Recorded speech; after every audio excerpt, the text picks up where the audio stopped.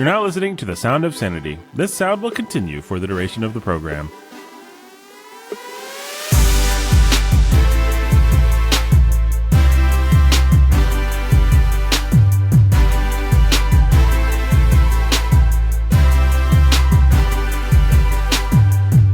Hey everybody, it's Nathan and welcome to Sound of Sanity. I'm your humble and obedient host. We've got Ben the preacher who's the teacher of righteousness. Nope, sanity right there. Maybe both. Maybe both. Hello. We'll find out.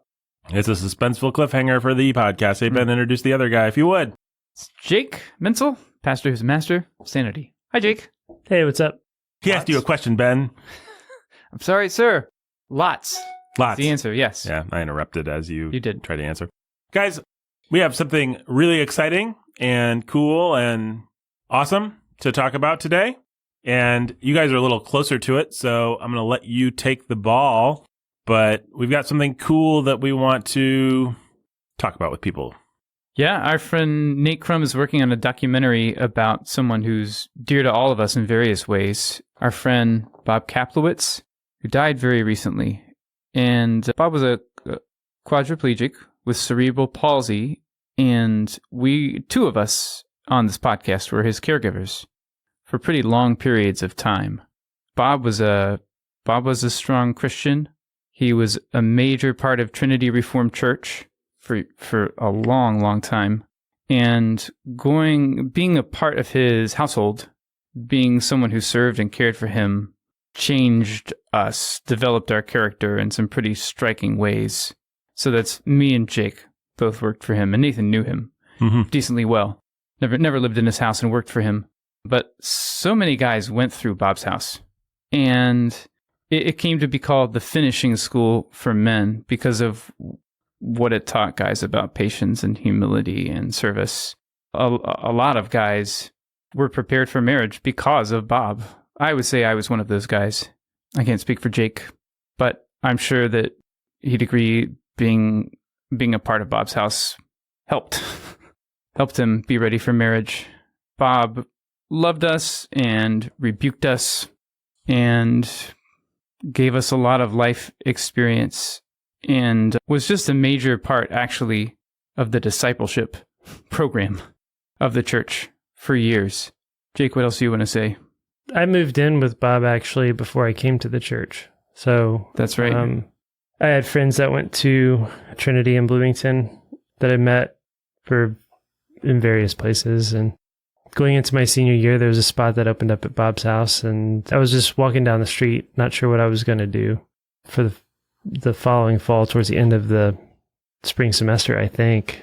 I ran into Bob on the street with a guy named Steve Moxie, and I knew who Bob was. Bob had been a part of just the IU community since the 70s. His family's from New Jersey. He became a Christian in North Dakota at a special camp, I think, or a special school for kids with cerebral palsy.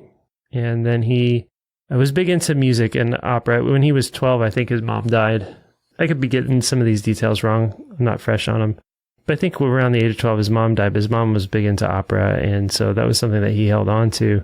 So he moved to Bloomington because he wanted to take classes at IU. You could get a degree in musicology at IU without having to play an instrument. So it was one of the few places you could go and study music without being able to play an instrument.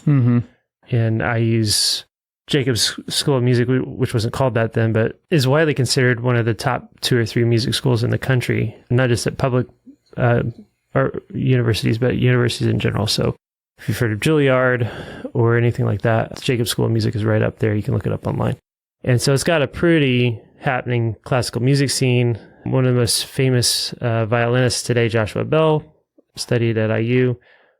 So Bob just sort of came and immersed himself in that and then got connected to the church. And over time, what happened was his family ended up buying a house, and men would just move in and live with Bob and take care of him.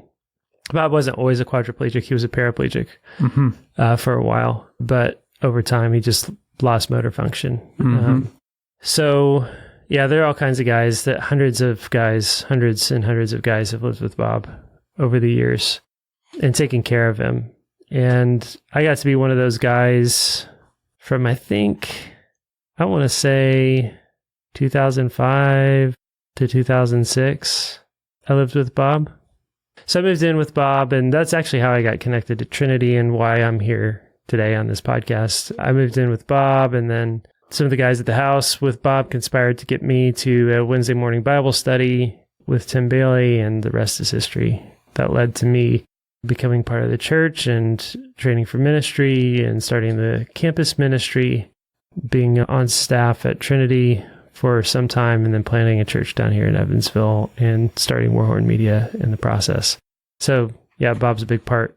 Everything. There's not one thing really that Trinity does that hasn't been touched in one way or another by Bob, or one thing that Warhorn does that hasn't been touched in one way or another by Bob. So I wouldn't be here if it wasn't for Bob. And I co-founded Warhorn Media, so there's that. Ben lived with Bob for a couple years. Almost 5 years. Or 5.5 maybe. I get confused. Yeah, it's a lot longer than I, but a lot of people who are now in ministry, serving as pastors, lived with Bob. And when you lived with Bob, so the way it worked was he provided room and board, and then you had to take care of him. And taking care of Bob had its different challenges in different ages, in different decades, really, for people. It was everything from taking him to the bathroom and putting him on the toilet and everything that involves, to showering him, and feeding him was a big part of taking care of Bob when I lived there. But then as he got older, he was aspirating too much food and stopped eating and had to have a feeding tube. That's right. And so this is different. Bob's ability to speak and be understood declined with age too. But we all love Bob. He was a deacon at the church, a huge part in a lot of people's stories, and he loved to see himself as a matchmaker. So a lot of people met their wives because Bob set them up.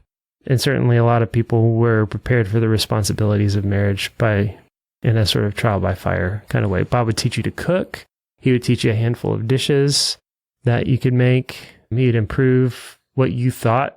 Whatever you thought about making scrambled eggs or whatever dopey thing it was, Bob was going to improve it.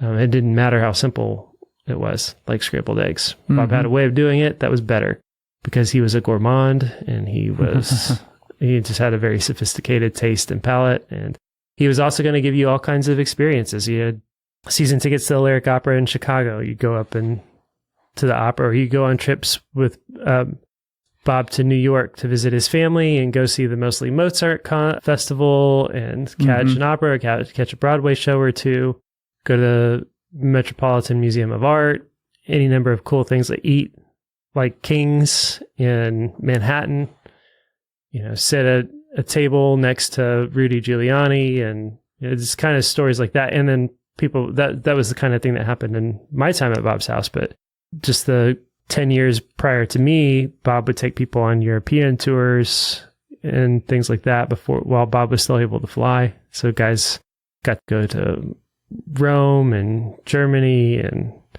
all kinds of fun, cool places. And so, yeah, Bob was just an institution, and he lived to be how old? No, I want to say 72. He would have been 74 a couple days ago, according to the GoFundMe. So then he would be 73. 73. He died just a couple months ago. Yeah. So yeah, long outlived his life expectancy by a lot. And so, yeah, it's a really interesting, compelling story of how God used somebody who today may not have even been given a chance to live, who might have been killed, aborted. Yeah, it's kind of the ultimate pro-life story. And I just want us to make the case, because maybe some idiots out there are thinking, well, it sounds like it's a really important story to me, or to you guys, but why would I care about this documentary? It is a profound story of somebody who had a literal handicap and touched the lives of hundreds, at least. No, it's thousands. Listen, if you're listening to this podcast, then it's you. Right. And they still haven't quite uncovered the number of people who've lived with Bob, or the number of people who are serving as pastors. It's a fascinating and uplifting and wonderful story of God working through somebody who could have just lived his life in bitterness and anger over this thing that he'd been given to deal with, but instead he was cheerful and godly, and he touched the lives of thousands of people. And he was allowed to live in the first place, too. And so it's, on the one hand, it's a wonderful pro-life story. On the other hand, it's a story of all the things that you deal with in life that you are bitter and angry and complain about. Bob dealt with a lot with cheerfulness and joy and good humor. He was a very funny man. Yeah. And the fruit is pretty incredible, pretty amazing, and pretty far-reaching. And I think that part of what will be cool is seeing the documentary open up just how far-reaching that fruit really is. Yeah. It's a great story. A great story of God's kindness. And our good friend Nate Crum is the filmmaker. And I'm just going to go ahead and give the call to action now, even if there's a little bit more to talk about. Well, let's say one more thing about Nate. If you've ever seen My Soul Among Lions music video or anything like that. That's Nate. Yeah, the videography on that's Nate. So the Psalm 3, that's Nate's camera work. Any number of those music videos that are pretty cool, that's Nate's camera work. Yeah, for sure. Nate's really talented and awesome. And we're excited about this. So GoFundMe.com /F/Bob Kaplowitz documentary. I'll put the link in the show notes. Don't worry. It is where you can go to support this thing and get updates on it. Kaplowitz is, we'll just go ahead and spell it out. Yeah, why not? Kaplowitz. So go and give, support the project, and you will be rewarded. Yeah, it's a great story. Anything else to say about that, guys? I don't think so. No. Okay, well, that's what we wanted to talk about for today. I really do encourage people to support this work. I think you'll be encouraged by it. So go to that link. We'll include it in the show notes. And you can also, of course, go to patreon.com /Sound of Sanity to support this work. Be part of our Discord. It's a fun, lively conversation and some good ideas for episodes we're getting. None of which we're doing today, but I think some of them we'll get to very soon, Lord willing. It's been a lot of fun. Till next time. Stay sane.